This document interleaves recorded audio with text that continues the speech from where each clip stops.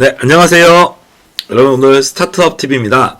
오늘 여러분들하고 사업계획서 작성을 알아볼 텐데요. 오늘 중기부 사업계획서 PSST 양식 가장 마지막 편입니다. 그래서 창업도약 패키지 사업계획서를 알아보도록 하겠습니다. 창업도약 패키지는 이제 창업 4년차, 그러니까 3년 이상, 그러니까 4년차입니다. 창업 4년차부터 7년차까지 창업기업들을 지원하는 자금으로 저희가 소개가 되었죠. 그래서 스케일업이 핵심이라는 사업이란 말씀을 드렸는데, 역시 금년도에 양식이 많이 변경이 조금 된 부분이 있습니다. 그나마 좀 양식 변경이 좀 덜하긴 하지만 그래도 양식 변경이 된 부분이 있기 때문에 많은 기업들이 생각을 하고 준비를 하셔야 될 거라고 보입니다. 그래서 창업도약 패키지의 사업계획서를 작성할 때 준비할 양식을 설명을 드리겠고, 먼저 미리 좀 말씀을 드릴 거는 사업계획서의 가장 기본적인 로직은 저희가 금년에 2022년도 예비창업 패키지 사업계획서에 다뤘습니다. 그리고 기존에 첫 번째 만들었던 이제 제품을 가지고 어떻게 업그레이드 할 것인지를 우리가 초기 창업 패키지 사업계획서 때 다뤘었죠. 그럼 창업도약 패키지는 초기 창업 패키지와 다르게 이제 그 제품을 가지고 실제로 매출과 성과가 나는 시점에 있는 기업을 지원하는 것을 기본적으로 목표로 하고 있습니다. 그런데 단순히 매출이 조금 나는 정도, 그러니까 예비 창업 패키지는 그냥 만들었다 정도로도 무방합니다. 만들고 실제로 다른 주변 사람들에게 여러 가지 검증을 받았다 정도만 돼도 무방하지만 초기 창업 패키지부터는 매출과 실적을 어느 정도 요구를 하게 되고요. 근데 창업도약 패키지는 더 많은 실적과 그런 성장, 실적을 떠나가지고 이제 중소기업으로 갈 수 있는 그런 성장을 요구하게 된다는 점에서 가장 좀 더 이제 실적을 좀 더 많이 따지는 그런 이제 사업계획서가 된다고 볼 수가 있겠습니다. 그래서 아마 창업도약 패키지 정도 작성하실 분들은 초보자분들이 아니실 거기 때문에 핵심적인 차이점만 이렇게 짚고 넘어가도록 하겠습니다. 하지만 그 전에 이제 마무리 단계니까요. 한 번만 좀 정리해보면, 네, 우리가 예비 창업 패키지 단계가 있었죠. 예비 창업 패키지 단계에서는 뭔가 한 개를 만들어 본다는 의미가 컸어요. 그런데 이제 초기 창업 패키지, 아무것도 없는 상태니까 예비 창업 패키지 때는. 근데 초기 창업 패키지 때는 요 한 개를 만들어 가지고 우리가 플러스 알파, 뭔가 좀 더 제품이 성능을 개선을 하는 부분이 있는데, 그럼에도 불구하고 여기서 뭔가 기업이 경영활동, 사업활동이 있었죠. 이 사업활동을 우리가 최대한 이 사업계획서에 반영하는 게 목표였습니다. 하지만 이 초기 창업 패키지 단계에서 생각보다 양산이나 매출이 안 나오는 기업들도 상당히 어느 정도 있기 때문에 이 경영활동 부분은 넣었지만 실적이란 부분은 크게 그렇게 필요하면 물론 좋지만 엄청 실적을 뭐 따지거나 그러진 않았거든요. 근데 여기서부터는 장벽이 생겨요. 장벽이 도약부터는 장벽이 생깁니다. 왜냐하면 요때까지는 창업을 안 했거나 아니면 3년 이내 상태입니다. 그래서 어떻게 보면은 성과가 미비해도 매출이 거의 없어도 인정이 돼요. 근데 도약인 4년 차부터는 실적을 많이 보게 됩니다. 특히 어떤 실적을 보냐? 이 회사가 한 매출 10억, 20억 할 수 있는 회사를 봅니다. 매출 10억, 20억, 한 매출 100억 할 수 있냐? 이런 실적들을 보게 되고요. 매출을 못 받으면 매출에 준하는 투자 실적을 요구받게 되는 거죠. 그래서 매출이나 투자 실적을 뭐 10억, 20억 단위로 받을 수 있는 그런 제품들을 중점으로 뽑아준다는 거를 우리는 창업 도약 패키지라고 하고, 요걸 한마디로 표현하자면 스케일업이라는 표현을 쓸 수 있겠습니다. 그래서 투자자로부터 큰 금액의 투자를 받거나 매출이 10억 단위 이상으로 성장하는 그림, 그게 이제 우리가 4년차 때의 도약 패키지 때 원하는 모습입니다. 물론 저희 경험상 전년도에도 매출이 거의 없는 상황에서 이런 아이템이 워낙 좋으셔가지고 도약 패키지에 선정되셨던 그런 스타트업도 있어요.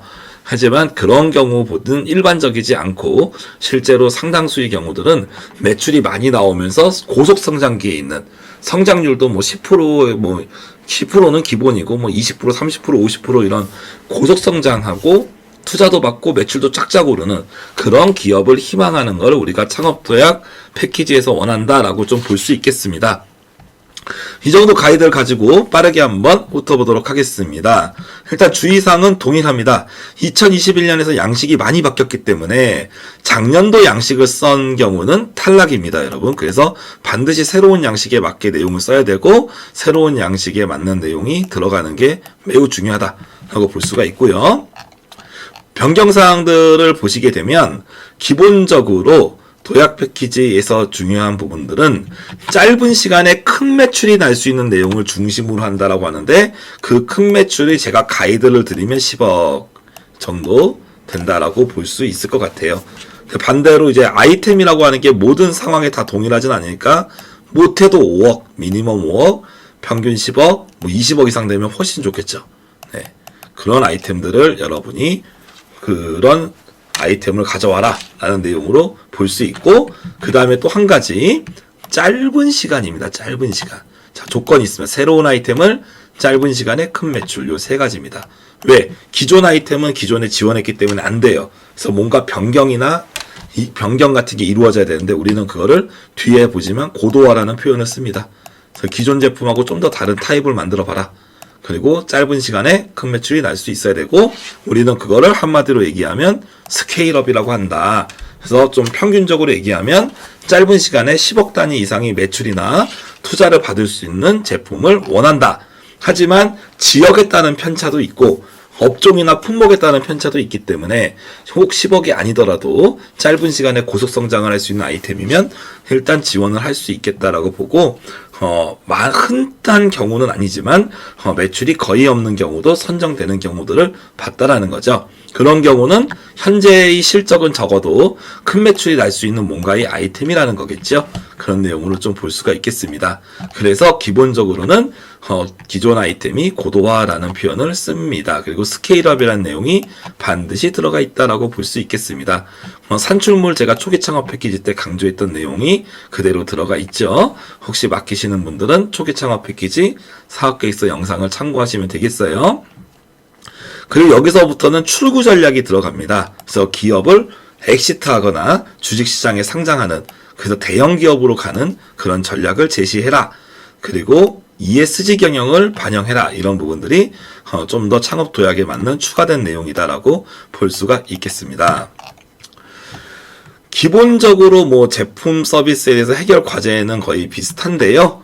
스케일업이라는 부분이 포인트가 됩니다. 그리고 스케일업 할 수 있는 아이템에 대한 내용을 쓰고 시장도 작성을 하고요. 조금 어려운 부분들은 요겁니다. 고객 니즈에 대한 개선 과제를 제품 서비스 그리고 뭐 세 가지로 고객 요구사항, 뭐 차별성 이렇게 해서 세 가지 정도로 분석하는 부분이 기존 사업계획서랑 조금 다릅니다.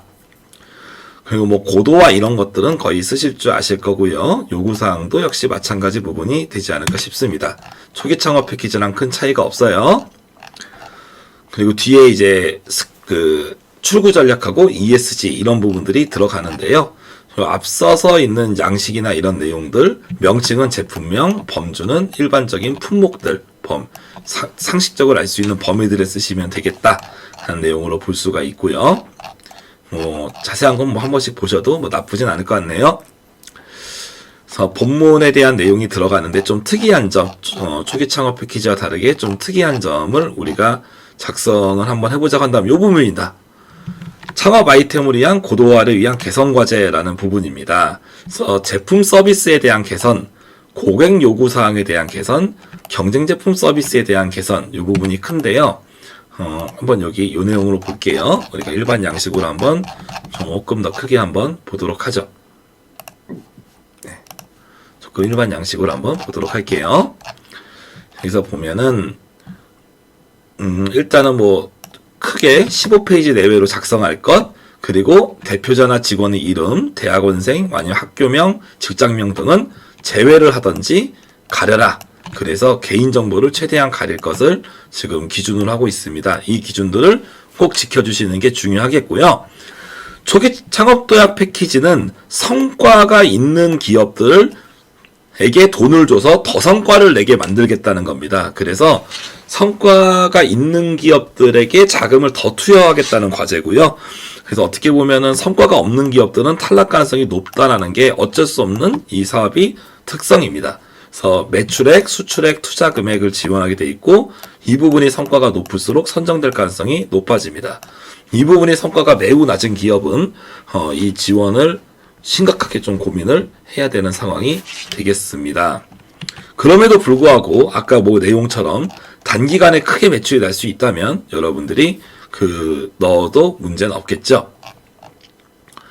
그래서 명칭 아까 있었던 내용들이고 내적 동기 왜 이 창업을 하게 됐는지에 대한 내용이 들어가 있습니다. 요 부분입니다. 개선 과제를 3가지 분야로 나눴어야 되는데 첫 번째 제품 서비스에 대한 개선입니다. 그래서 기존의 제품을 만들었더니 어떠하게 성능적인 문제가 있었다. 그래서 어떤 성능을 개선해야 된다. 그런 내용들이겠죠. 이건 성능적인 관점입니다. 기능, 성능에 대한 관점이고요. 142 고객 요구사항은 앞서서도 말씀드렸지만 여기선 이미 제품을 팔고 있다는 것을 전제로 하는 겁니다. 이 사업 계획서에서는. 그래서 매출이 어느 정도 있다는 걸 전제로 하는 건데요. 자, 어떤 제품을 팔아봤을 거 아닙니까? 근데 팔아봤는데 고객들이 뭔가 요구사항이 있어서 이거 아이템 좀 바꿔라. 새로운 아이템을 출시해라. 바이어를 만났는데 이 제품으로는 우리가 사기가 어렵고 제품을 요렇게 바꿔주면 우리가 구매하겠다. 그런 내용들이 이제 피드백이 들어가는 거죠. 그래서 그런 고객들 요구사항에 있는 리뷰라던가 바이어의 요청사항 그런 내용들이 이제 주요 피드백이 되겠습니다. 그런 내용들을 써라. 그러니까 여기서는 소비자 관점입니다. 소비자 관점. 여기서는 기능이나 성능적 관점.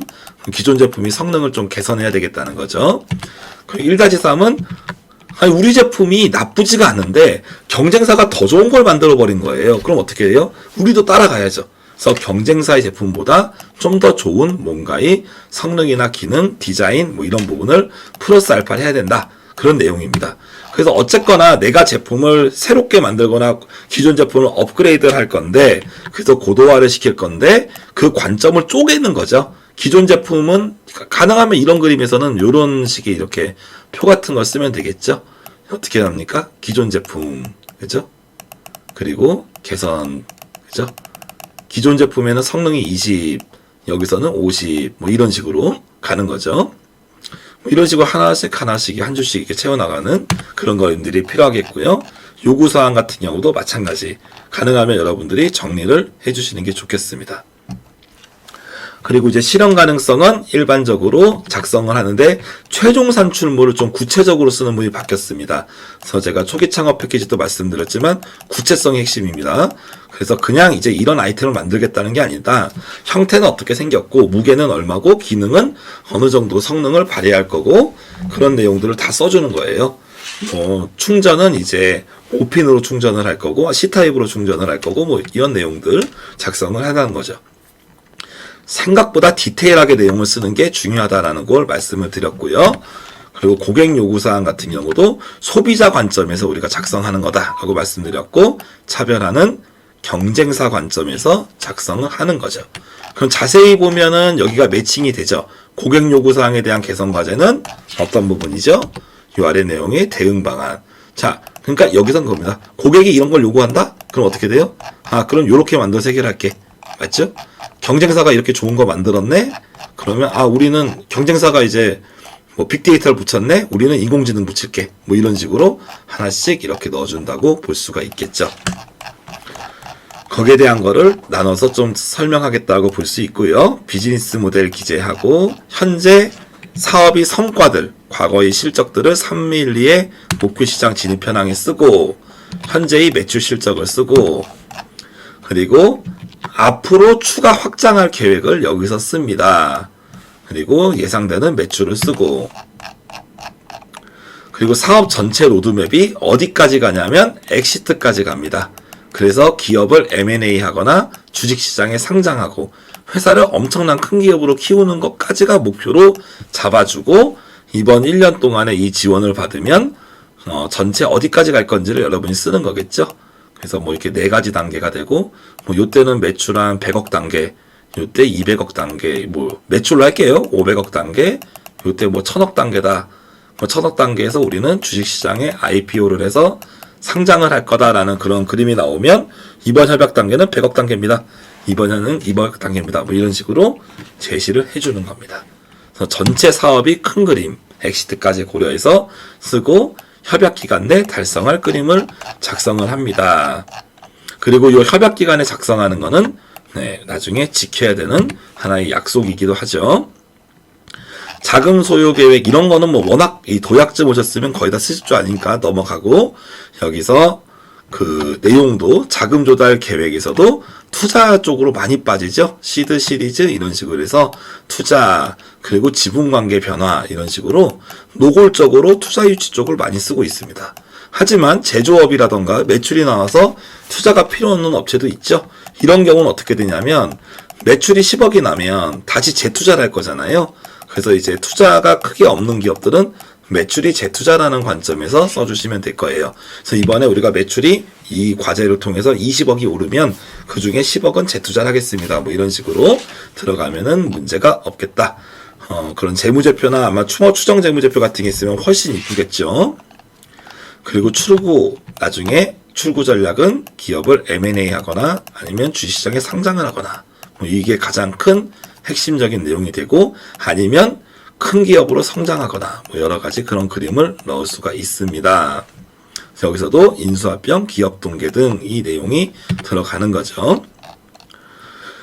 그리고 기업 구성에서 대표자, 그리고 실적이 많을 거예요. 이 정도면 기업이 보유한 장비시설 역량 이런 거 기재하면 되겠고, 나머지 내용들은 뭐 큰 그런 건 없습니다. 마지막으로 ESG 경영이라 그래서 친환경적인 부분이 있느냐, 아니면 사회공헌 활동, 이제는 회사가 번 이윤의 일부를 고객이나 사회, 특히 사회들, 사회 관련해서 어느 정도 사회공헌을 위해서 비용을 좀 예산을 여러분이 나중에 책정해서 실제로 사회공헌 활동을 할 생각이 있는지, 아니면 지배구조, 기업이 지배구조를 투명하게 꾸려갈 생각이 있는지, 그런 내용들이 되고 있죠. 그래서 친환경 활동, 그리고 사회적 책임, 지역사회 교류라던가 기업 이익, 기업에서 남는 돈이 사회 환원, 아니면 뭐 차별금지라든지 뭐 다양성, 뭐 다문화 뭐 이런 부분들이 필요할 수 있겠죠. 그리고 투명 경영입니다. 그래서 요즘에 어떤 기업들이 이렇게 회계, 분식회계 뭐 이 정도 급에 오게 되면은 이제 거의 큰 목돈을 만지기 때문에 스타트업이 도덕적 해이라던가 윤리 문제가 발생하게 되죠. 그래서 어떻게 하면은 깨끗하게 회계 처리를 할 건지, 그리고 근로자 복지를 어떻게 올려줄 건지, 그런 부분에 대한 투명 경영에 대한 계획을 작성하는 형태로 되어 있습니다. 창업 도약 정도 오셨으면 여러분도 사업계획서를 잘 쓰실 거기 때문에, 실은 뭐 뒤에 여기 아까 좀 말았던 이런 사업계획서의 주요 특징 같은 경우들이 생각보다 있습니다. 그래서 충분히 이해하실 거라고 생각을 하고 굳이 큰 설명을 드리진 않았습니다.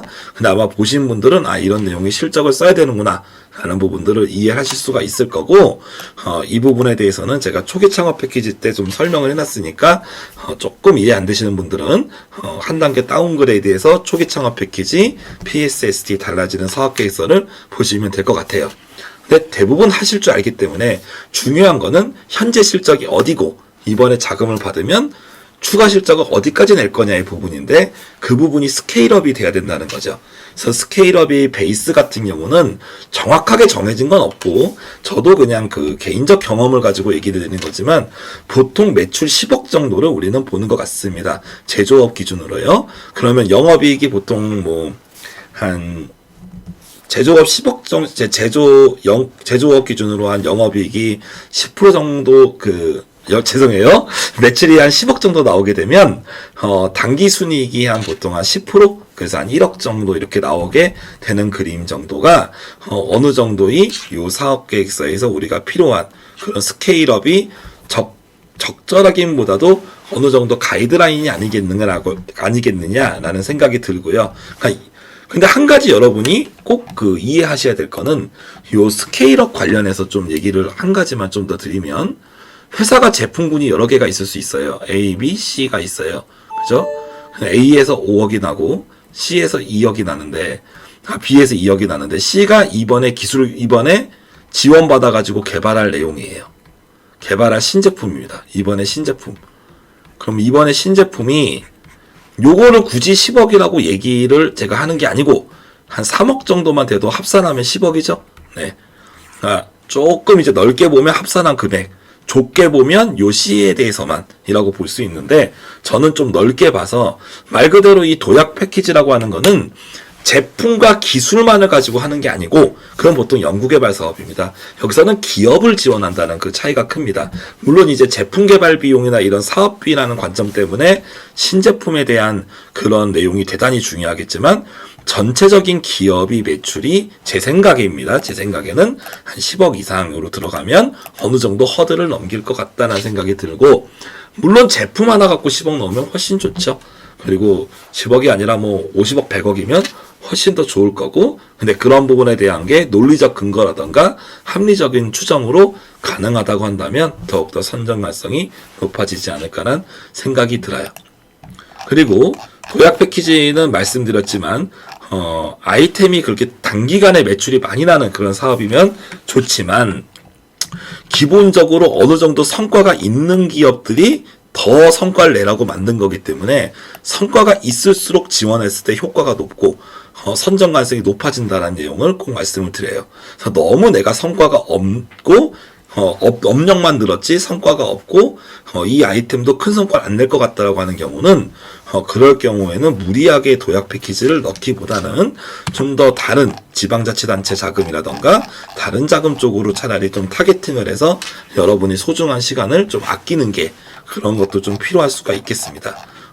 아니면 최대한 빠르게 써서 내서 잊어버리는 것도 방법입니다. 왜 그런 내용을 드리냐면 4년차급 이상부터는 정말로 시간이 돈이잖아요. 그래서 어떻게 보면은 그 과제 쓰는데 너무 오랜 시간을 하다 보면 매출이 발생을 좀 더 지연이 된다든지, 아니면 다른 사업들도 지금 많이 나오고 있기 때문에 어느 사업에 내가 선택과 집중을 해야 될지를 잘 판단하셔야 되는 시기입니다. 그래서 어떻게 보면은 성과가 너무 미비하고 아이템 자체가 조금 약해서 이 아이템으로 사업한다고 해도 매출액이 뭐 10억 아까 정도 기준으로 봤을 때 한 1억밖에 안 될 것 같다라는 경우는 이 사업보다는 조금 더 다른 사업들에 적합한 사업들이 있지 않을까라는 생각을 하고, 그런 사업을 타겟팅하는 것도 여러분에게 훨씬 더 좋은 방법으로 볼 수 있습니다. 하여튼 10억이라는 거는 이제 제조업 베이스에서 그런 하나의 매출이 10억 나오면 당기 순이익은 한 10%에서 1억 정도 나오면 그 정도면 괜찮겠구나라는 생각을 한번 그 가이드로 드렸던 것이고, 근데 2단계까지 와도 매출이 안 나오는 그런 업종들도 있어요. 뭐 소프트웨어, 뭐 회원수 많고 투자 유치로 가는 그런 경우도 있는데, 그런 경우는 매출이 적어도 요 투자에 대한 계획들이 아까 향후 투자 계획 같은 게 있었죠. 그 부분이 되게 중요할 수가 있겠죠. 그리고 이제 의료기기나 이렇게 좀 오랜 기간의 연구개발이 필요한 그런 사업들 같은 경우는 어떻겠습니까? 역시 그것도 매출이 안 나올 수 있죠. 하지만 기술이 훨씬 고도화되고, 이제 어떻게 보면은 그 큰 기술, 어떻게 보면 기술이 결과물이 나오는 시점이라던가 그 기술이 나왔을 때 한 매출이 뭐 100억 이상 뭐 이렇게 팔릴 수 있는 그런 이펙트, 그런 부분들을 설명을 할 수 있는 게 중요하겠습니다. 그래서 어떻게 보면 아이템에 따라 사업의 내용에 따라 조금 달라질 수 있기 때문에 이런 가이드를 보통 일반적으로 잘 말씀을 드리진 않고요. 보통 이제 드리진 않지만, 여러분들 입장에서 여러분들이 생각하는 사업의 평균보다는 조금 높은 그런 걸 원한다라고 볼 수가 있어요. 그래서 짧은 기간 안에 많은 매출을 내든지, 짧은 기간 안에 투자를 많이 받던지, 짧은 기간에 큰 금액으로 기술 이전을 해서 M&A 같은 걸 할 수 있던지, 그런 이제 그 형태의 여러분이 아이템이 있다면 창업도약 패키지에 적극적으로 기술을 해서 가는 게 맞다라고 볼 수가 있습니다. 아무튼 창업도약 패키지부터는 확실하게 실력이 있는 기업에게 더 많이 지원한다는 포인트를 갖고 여러분이 생각을 하시면 좋겠습니다. 네, 아무쪼록 여러분들 사업하시는데 도움이 되길 바라겠고요. 저는 이 편을 통해서 예비 창업 패키지, 초기 창업 패키지까지 달려왔는데, 마지막 창업도약 패키지까지 이번 2022년 달라진 중기부 사업 계획에 대해서 간략하게 한번 좀 말씀을 드려봤습니다. 하여튼 잘 준비하시는데 도움이 되셨으면 좋겠고요. 3월 28일까지죠? 네, 열심히 하셔서 좋은 결과 있으시길 바라겠습니다. 감사합니다. 스타트업에게 도움이 되는 다양한 정보를 제공해드리고 있습니다. 좋아요와 구독, 알림 설정해주시면 큰 도움이 됩니다. 더욱 자세한 정보는 네이버 카페 창업자금연구소를 확인해주세요.